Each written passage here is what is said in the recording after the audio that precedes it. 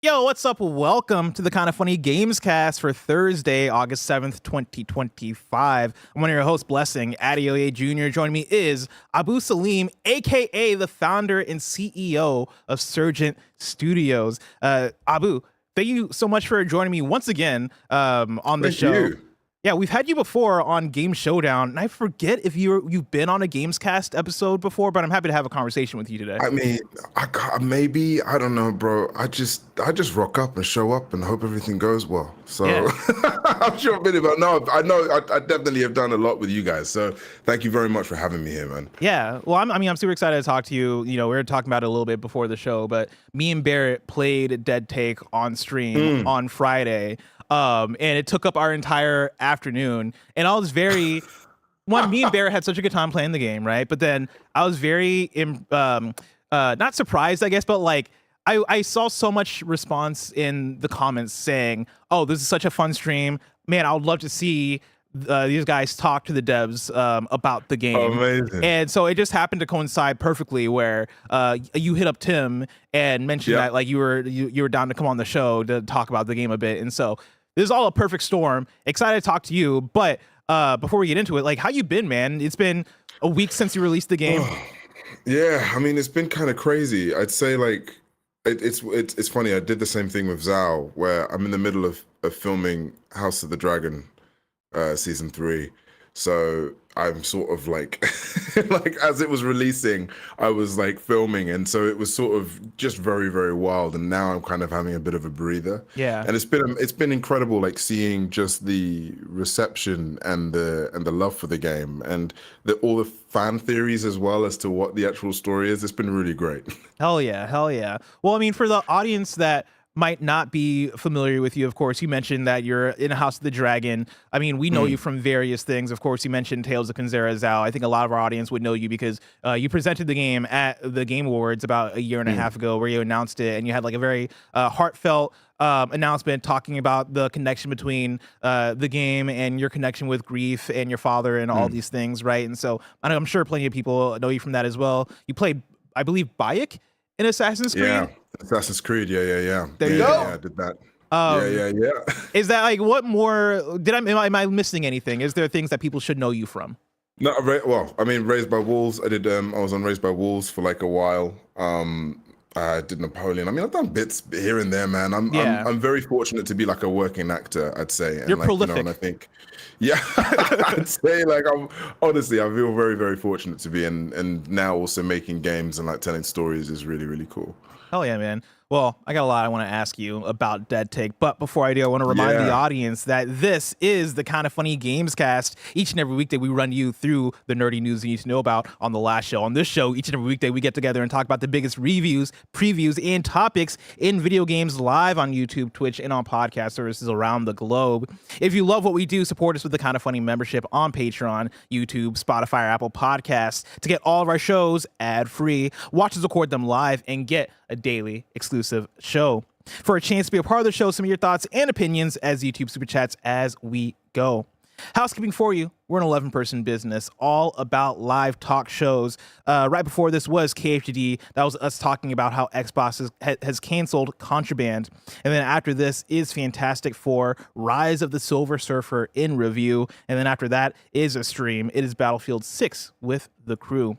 If you're a Kind of Funny member, today's Greg Way is coming from Mike. Thank you to our Patreon producers, Carl Jacobs, Omega Buster, and Delaney the Psalm Twining. Today we're brought to you by Kind of Funny in Review, but we'll tell you about that later. For now, let's start with topic of the show. Abu, I mentioned it on KFGD right before this that, in my opinion, I think Dead Take is one of the best horror games of the year thus far, right? It was a surprise for me and Barrett playing it. We've not done a formal review. I don't even know if we'll get to do a formal review, but like, you know, coming off of finishing Dead Take on Friday, I think me and Barrett both had the thing of like, one, it took us about 4 hours to get through. We started the stream at like, I want to say like 1 or 1:30, and we hit 5 p.m., which is the end of the workday traditionally at Kind of Funny. And usually by then it's like, all right, let's wrap up. You know, we got lives to go home to or whatever. And Me and Barrett didn't say a word. Me and Barrett, neither of us wanted to be the one to be like, okay, we got to cut this thing off, because both of us wanted to see the ending of the game. And so, like, we stayed until... There was a moment where I was like, how you feeling, Bless? And you're like, I'm feeling good. It's like, all right, we're going to keep going then. Yeah. Like, both of us just wanted to get to the ending of the game. Like, for you, for those who don't know what Dead Take is, how would you describe the game? And then also, what's the reception been like? Yeah, absolutely. So Dead Take is the best way I can describe it is it's a Hollywood horror game, which is basically like a reverse escape room. So it's a reverse escape room Hollywood horror game where you play as an actor called Chase Lowry, who's played by Neil Newbon, who is looking for his friend Vinnie Monroe, who's played by Ben Starr. And it is a mix of, like, it's FMV basically. It's FMV and gameplay. So I really wanted to ensure that we had like live action sequences, and we saw the actors who are, like basically all of them are my mates. Kind of see them for what they're incredibly good at, which is acting. And you essentially go through this mansion and you're finding these tapes of auditions, interviews, confessions, and splicing them together to kind of reveal deeper context all about the kind of corruption of Hollywood as a whole. Yes. Now, coming off of Tales of Gonzera, Zal, right? That came out only last year. That was like spring last year that came out. Yeah. You turned around. I messaged you on Instagram after playing this game of like, yo, great job. I love this game. And you mentioned that you only took about 7 months making this. What was that like? Like, when did you start? Like, what was the idea? When did you get the idea for this? It was intense. So the idea kind of came about at the Game Awards, and I was talking to Bucky, who's like the publishing manager over at Pocket Pair, and he kind of let slip to me that they were going to they have a publishing arm, and they're like, they're looking to sort of publish, new games and stuff, indie games. And already, we were already kind of pitching a few ideas and thoughts out there. But when I mentioned essentially USO, which was Project USO, which was like the Tales of Gonzera RPG game that we wanted to make, they were like, it's a bit big for us. We kind of want to, we're starting out. We want to kind of start small and steady.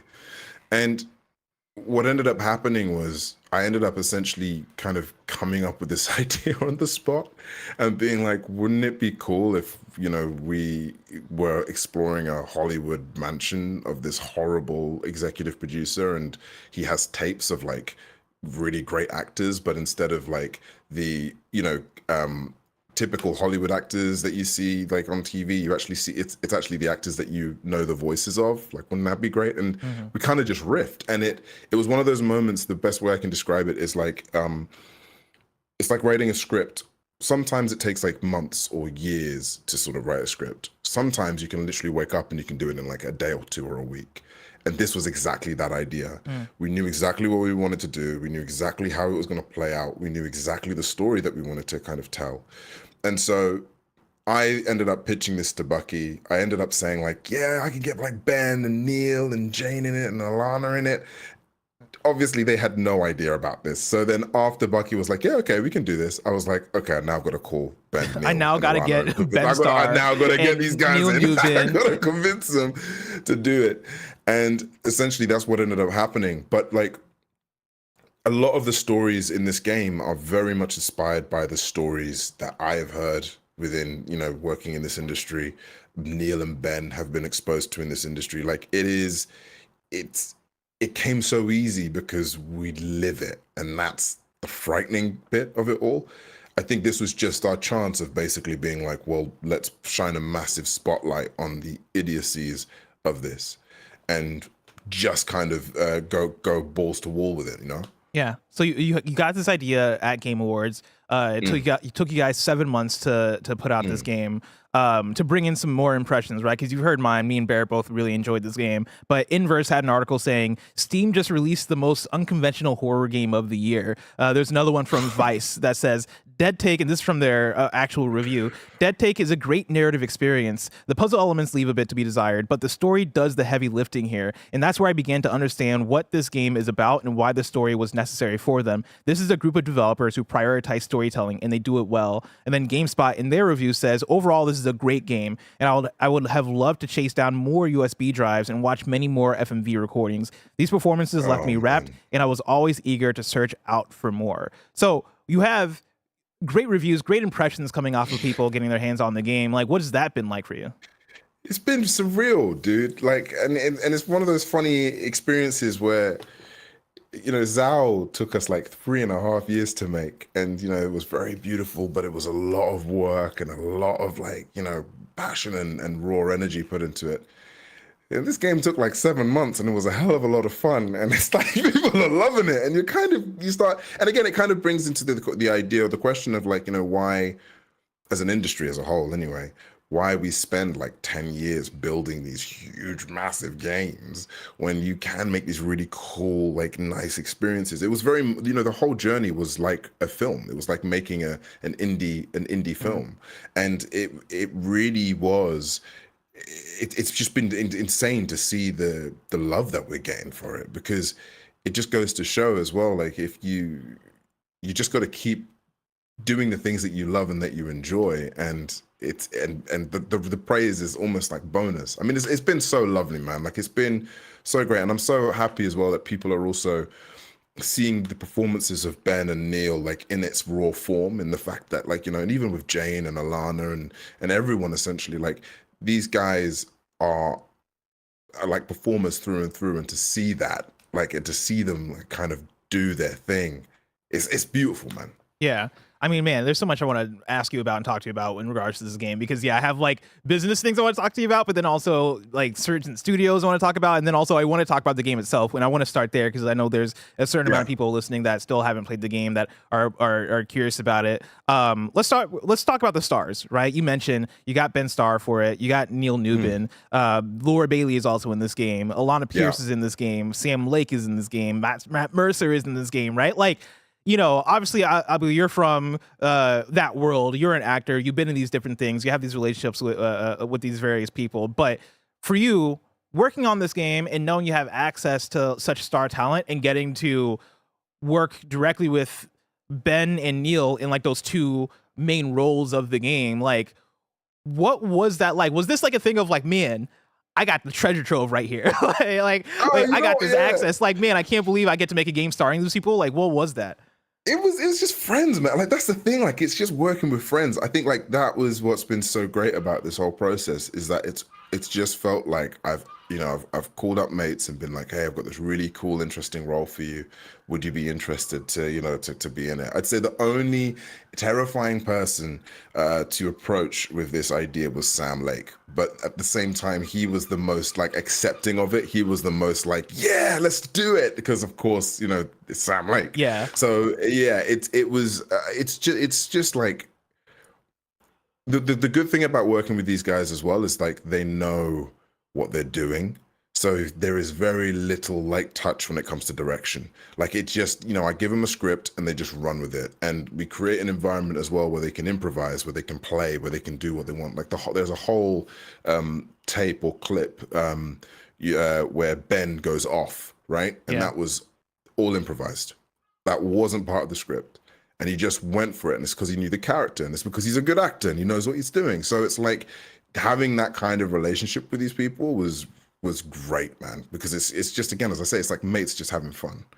One of the unique mechanics that you have in this game is this splice system where in game you are able to take these different FMV clips, like one of the ones you mentioned with Ben Starr of him going off, right? Like, these are based off of these like clips from USB drives that you find in the game that you then put into a computer that connect into a theater room that you're able to watch. But then also this splice software in-game uses AI to like splice these clips together.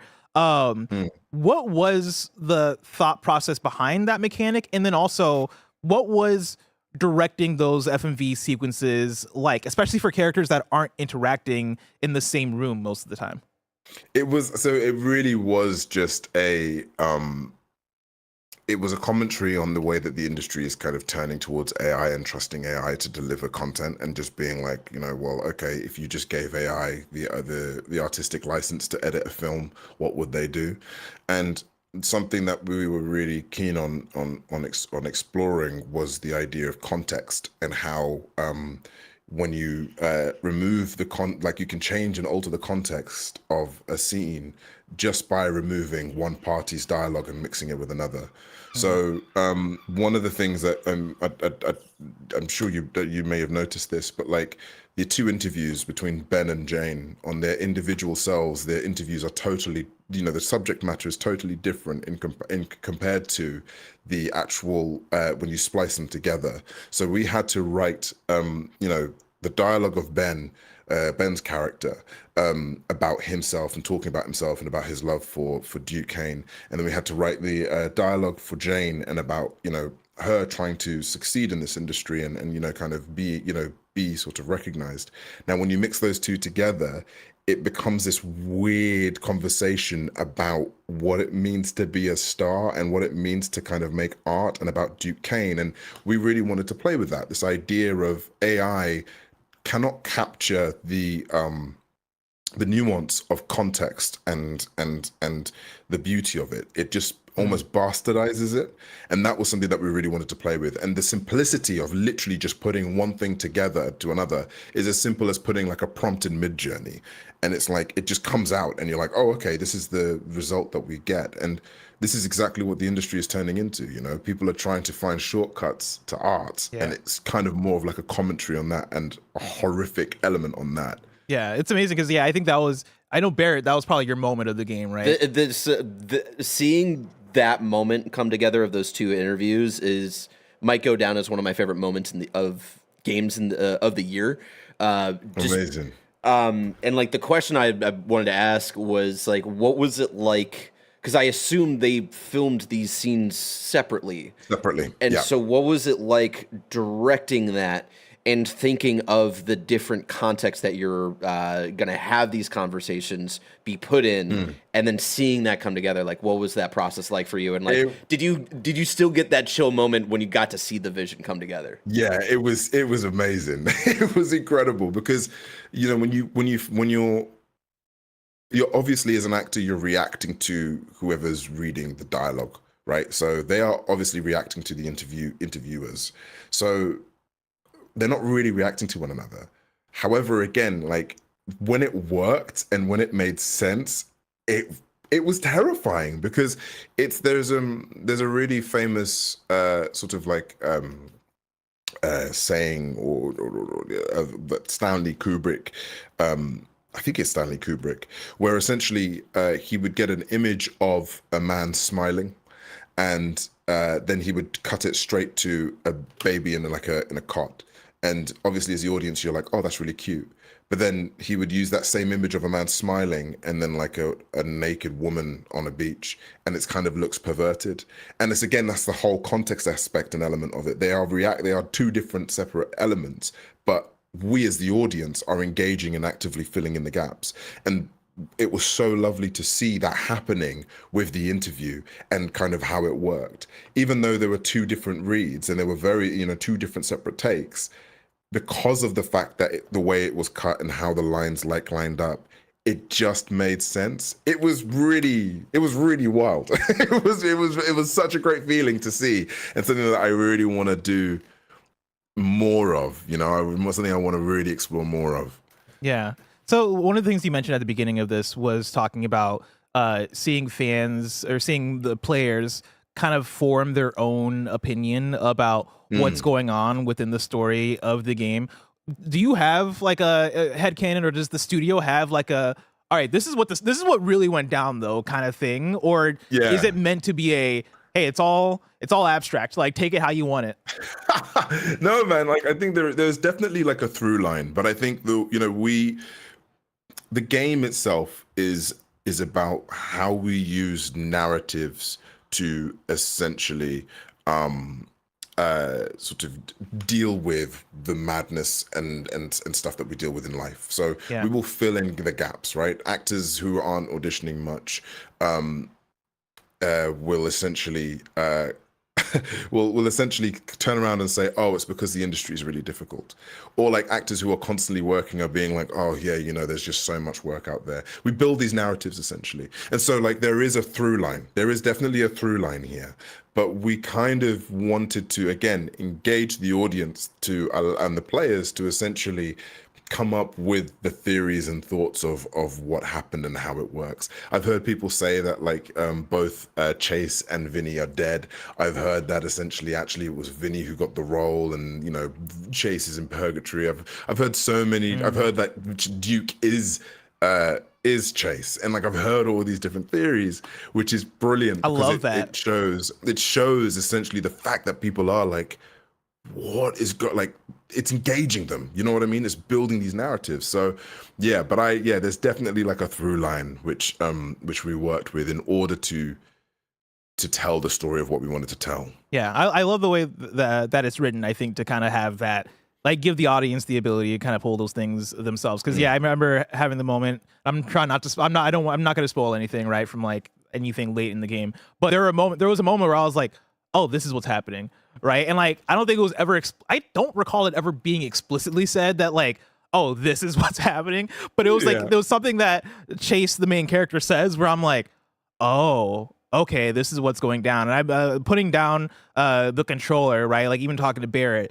It was fun kind of like having our own takeaways. Like we weren't really talking that strongly about the themes and what's going on. I think we were so locked in on solving the puzzles and figuring out the next moment of the thing. But like I remember putting down the controller and being like, okay, like this is what this is. And Barrett having kind of his own take of like, oh, but also like I think it's kind of like about this kind of thing. I think you guys do such a smart job with it. This footage we're showing here is of a puzzle that I don't want to show the solution for, but I remember this moment having us stopping and being like, okay, I think this is what the through line is of these kind of like three pivotal characters, and how this puzzle is kind of representative of kind of what's going on at large here. Yeah, which is really fun. This. And I love this. I think one of the things that I really like about the game, one of the names that they've given me, when I say they, I mean I gave myself here, kind of funny, is Puzzle Poppy, because I love puzzles. I love a puzzle game. Right. But then on the other hand, I also love FMV games, right? And like I also like a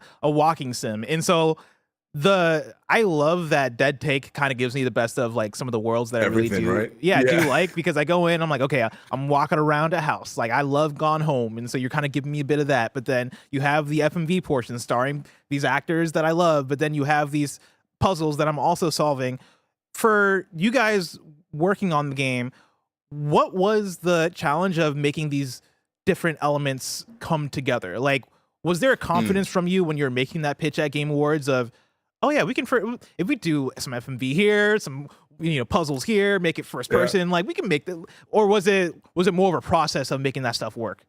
No, it was. I think that, again, as I said, there was a confidence to it, man. There was like a sense of like just understanding of how this will play out, and like the beat of it, the game loop of it, the idea of whenever you watch a tape or you watch something, you watch it in one specific space. When you're doing the puzzles, it's or you're exploring that in the house, and where's the context or where's the solution? It's in the tapes. So then you use the tapes in order to kind of solve whatever and kind of figure out that. And it was like it just was really clear into how it was going to play, and it just made sense. And and this is why I always say like games really are an art form, because there is no right ingredients. You just kind of go with the flow and with the gut of it, and hope, and kind of there's an element of hope, but also an element of knowing like it will work.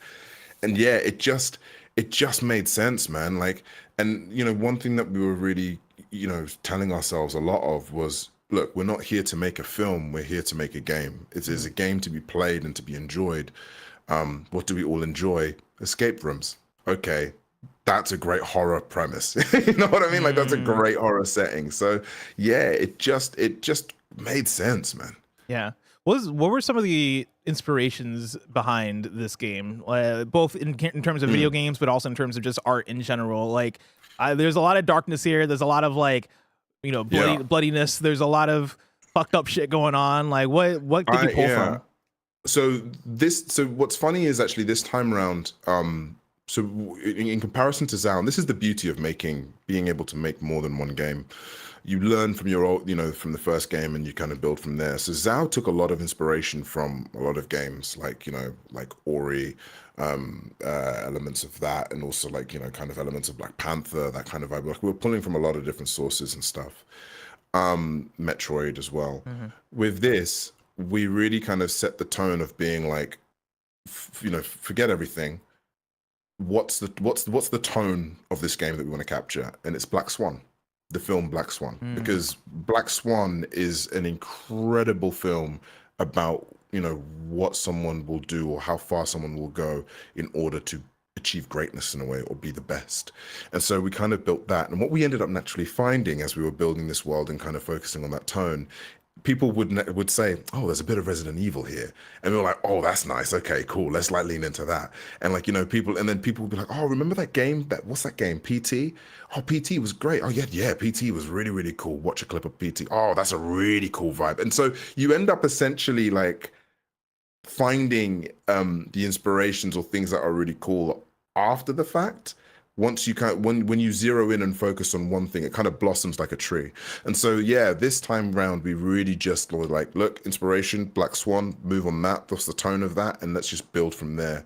And then everything started to come by. The fact that we enjoyed escape rooms, puzzles, did that. Do we want to guide the player too much? No. Oh, very Resident Evil. Cool. Let's look at that. Let's play from that. And that's essentially how we ended up building this game. Hell yeah.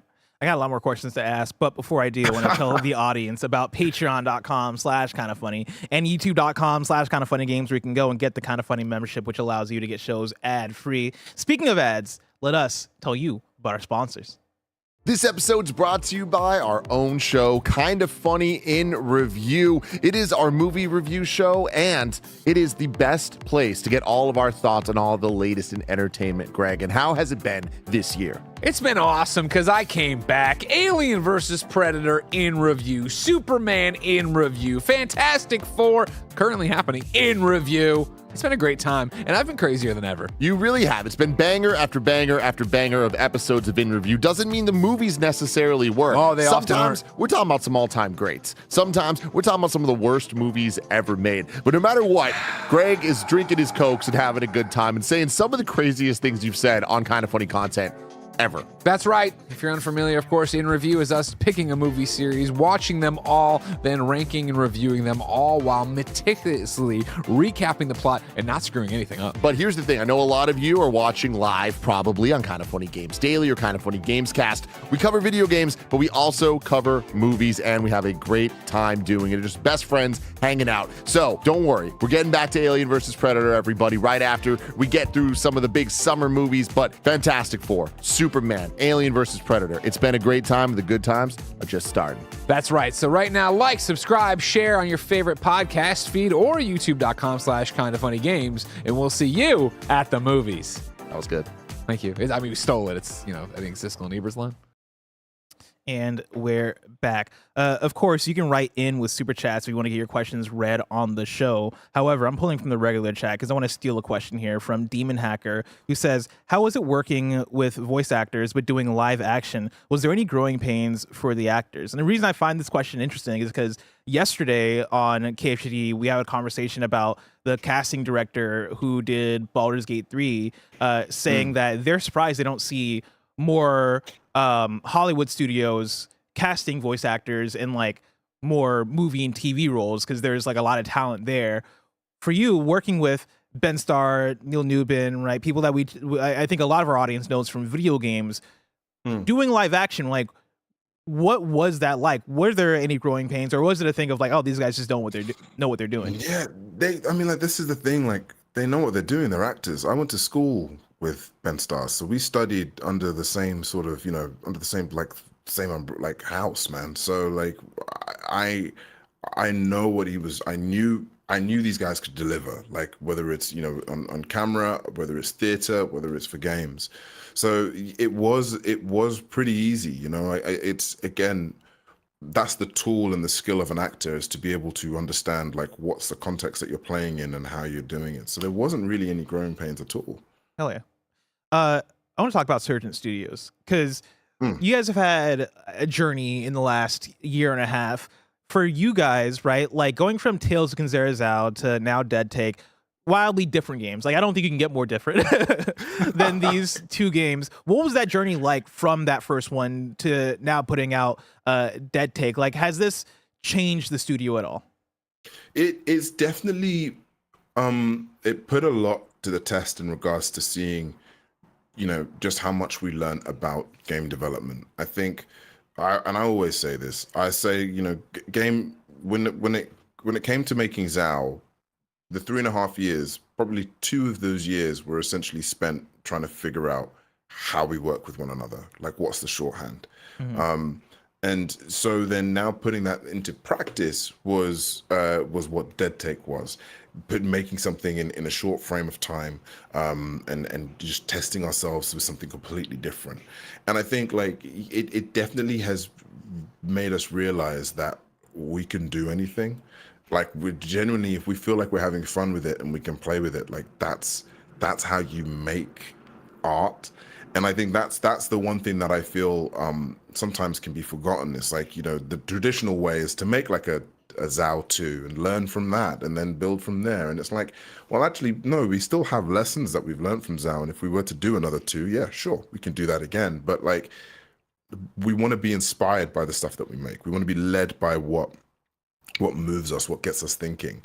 And at the time, Dead Take was that, man. And I think like that's what really got us going. The fact that like, yeah, okay, let's make this game and let's do it. And like, you know what, let's set the timer to 7 months. Let's do something like that. Let's surprise ourselves, you know? And even with the marketing campaign, like we only announced it like a month before we released, knowing full well that we were going to be releasing it, you know, in a month's time, because we were like trying something different. We're just having fun, man. And I think like that's the thing with the studio. I think we have now become a studio where like we've been through the ringer. Like, you know it, like the industry knows it, like the whole industry itself has been through a lot, right? Yeah. So I think ultimately what we can do is, and all we can do right now is have fun with like players and like, you know, kind of give them something new, give them something fresh, shock them, surprise them. Like there's so much fun in that, you know?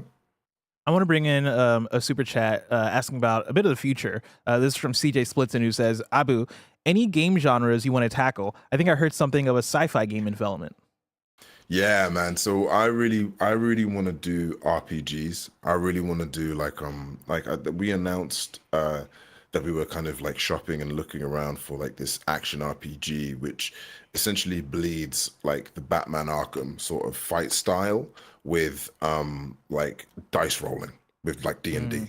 And we thought that could be really, really fun to play with and really fun to do, like, and set it in like an Afro-Gothic sort of setting, which plays into horror as well, and kind of, but plays into like sort of Bantu sort of horror myths.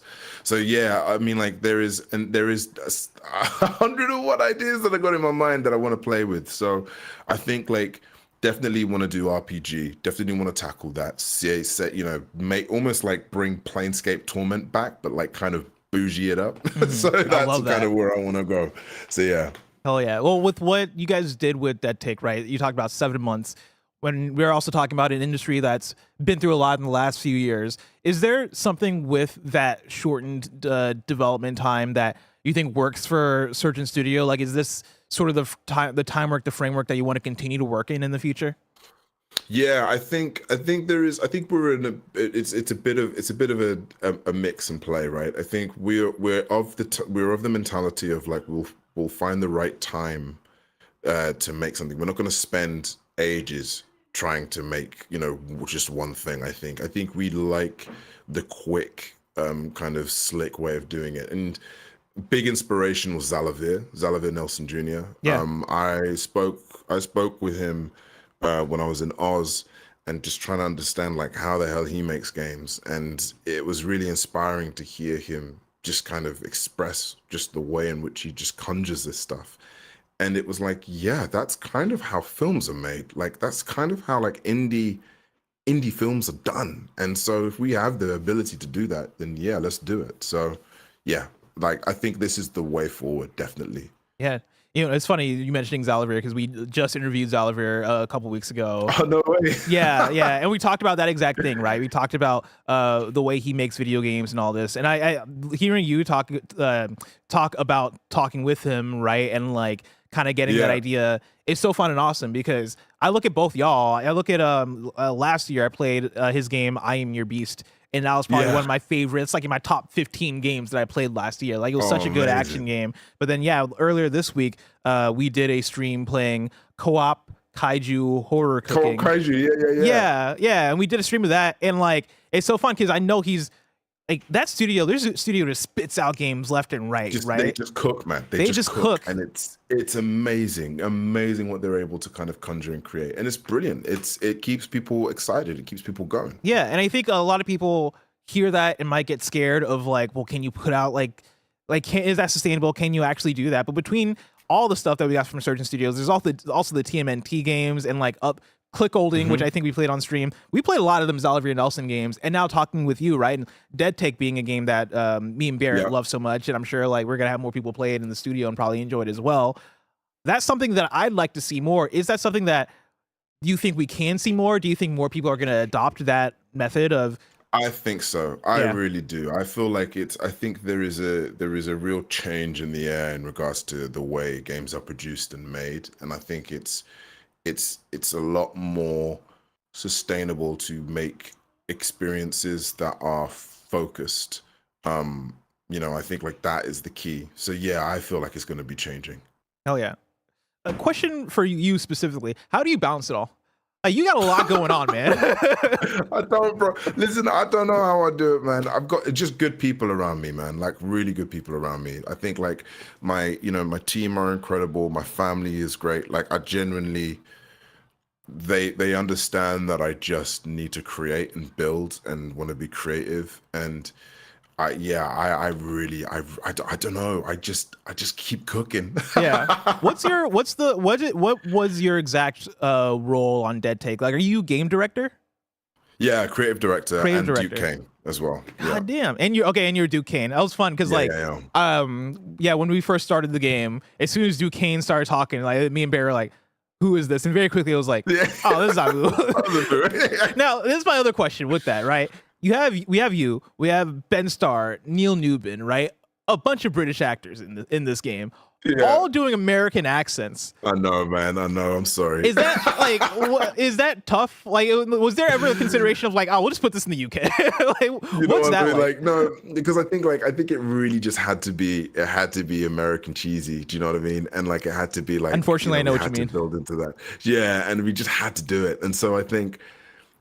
And because of the time frame, I definitely like what's so great was again using American actors like Laura and Travis in there as well. But what was so funny is like basically Ben and Neil were like, I told them, and it's set in America, and they were like, great, okay, we'll do it. Like we'll do it tomorrow. And so they all did it, man. That's amazing.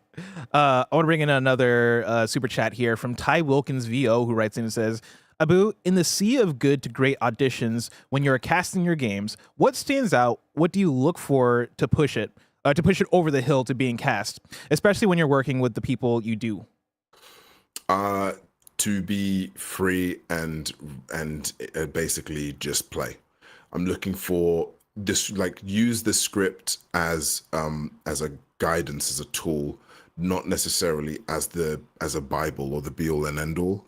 Like I'd say I'm looking for someone who isn't afraid to be a bit raw and a bit vulnerable and a bit like kind of, just make mistakes, because if I know that you can push it to like the nth degree and kind of go for gold, I can always kind of bring it down or play with that, right? It's easier to sort of bring down than it is to bring up. And I find like as long as I'm looking for bravery, man. I'm looking for a sense of like in the enjoyment of making yourself look like a fool. And I think like that to me is what kind of sings, like people who are able to kind of use the script as I say, like a tool, as a sort of as a guide in a way, rather than necessarily as like going strictly by the script. That's a win for me, because I know like I can have fun with you then. Hell yeah. There was a chat earlier that I want to shout out that was asking, what are your favorite games of all time? My favorite games of all time. I said it at the Game Awards. Kingdom Hearts, Golden Sun, like those are the ones that always stick with me, man. So I'd say like those, especially Kingdom Hearts. Kingdom Hearts was one of the first games that made me just realize the power of game storytelling. And moved me. I still have no idea what the hell happened in Kingdom Hearts back then. Like, if I was to play it probably today, I'd still have no idea. That's so funny because some reason there's a chat from Demon Hacker that says, "Does he understand the Kingdom Hearts timeline?" I have no idea. I have no idea. But for some reason, at the time when I played it, it just resonated with me, and it really stuck with me, and there was a magic to it. And so, I love Kingdom Hearts, man. And Golden Sun was one of those ones. Again, I think that's where my love for RPGs kind of came through. So, like those kind of turn-based games, like Golden Sun. I played that to death as a kid, and the music still is stuck in my head, and it just really kind of had an impact on me. Yeah, man. As a whole, I love that.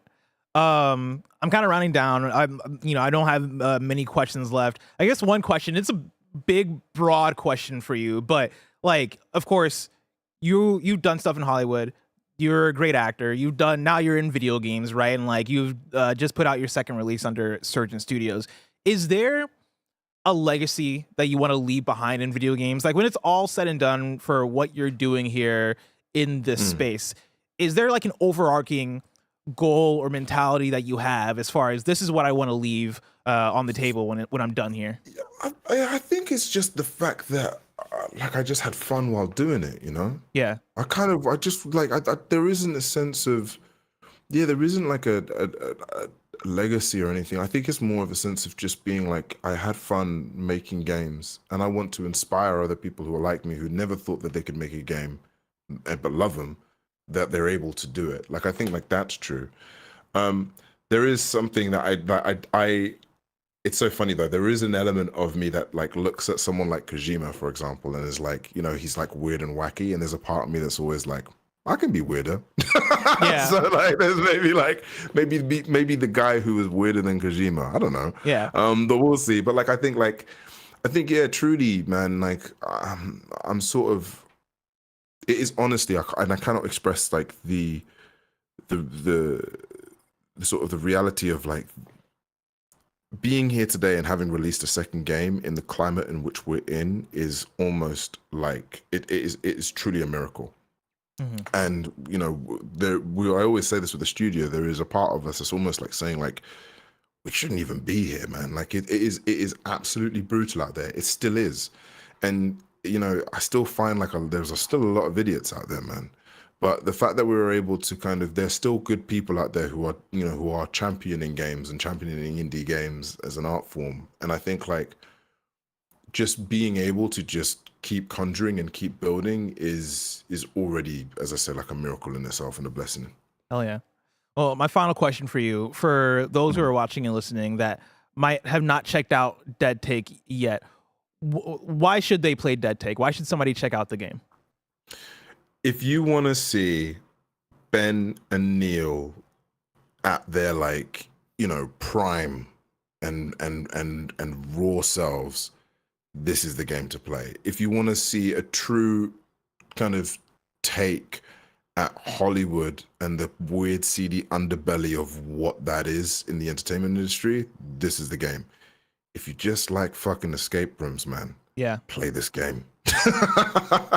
1000%. I agree with all of that, and especially live action Ben Starr. Like we don't get to see that as often. Like, of course he makes his appearances, but I love seeing him and Neil Dubin like in these main roles, and like getting to see them be wacky American people is very entertaining. I know, for me. It's great. Abu, thank you so much for joining me here. This has been a fantastic conversation. Again, I really enjoy the game. Me and Barrett loved it during our playthrough. If you watched this and want to check out our playthrough, it's up on the channel. Go under the live tab. It's a 4-hour playthrough. What's this, Barrett? This is a post from Abu. Yeah. This is the clown thing.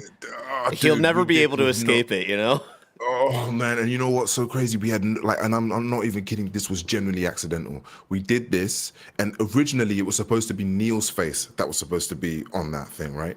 But we were like, actually, it makes kind of more sense because you're tracing and you're looking for Vinny. Like, let's put Vinny's face on it.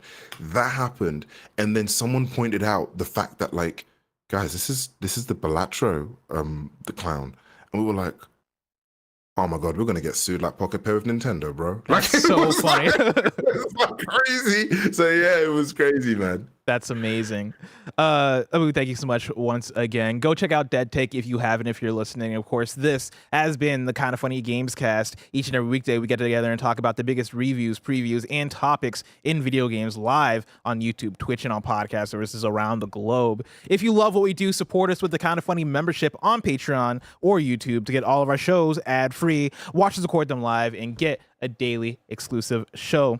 And catch today's KFGD on YouTube or podcast services, and know that until next time, it's been our pleasure to serve you.